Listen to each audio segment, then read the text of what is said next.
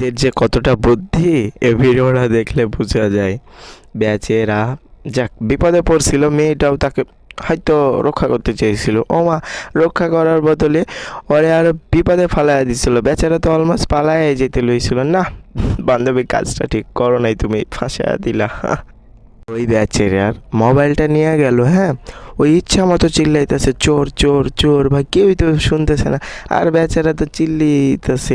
আচ্ছা ঠিক আছে, সমাজ কে, আচ্ছা পরে দেখো আপুটা ডাকে, ওই ভাইয়া ও মা, পরে দিয়ে 4-5 জন এক লগে পড়ছে। আর ওই বেচারা যে এত চিল্লাইলো এটার মূল্যই দিল না, বেচারা তো চেয়ার রয়েছে। বান্ধবী যখন ঢং করে, আচ্ছা দেখো মজা আছে, সে ওকে খাবার হাততেছে, ওই কই না খাবো না, থাক, আরে খাইছি না, যাক হবে। ও মা, পরে দেখি খাবারটা দিতেছে না, বান্ধবী দিয়ে চায় রয়েছে আর জামাইয়ের দিকে ইঙ্গিত করতেছে, কি ব্যাপার খাবারটা দাও মিয়া তুমি।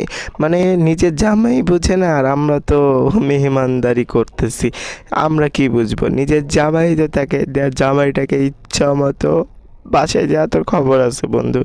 বেচারা তো কত ঢং করছে, এমন ঢং করছে যেন ওই কিছুই বুঝে না, খাবারটা খাইবো না।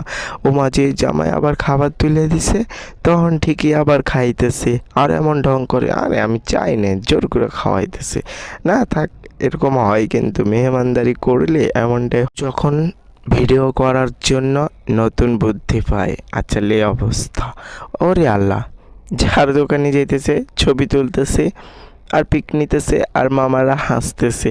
আলু পেঁয়াজ কি বাদ রাখস নাই ভাই, সব না ভিডিওটা একদম ফরে উঠে যাবো নিয়ে যেও।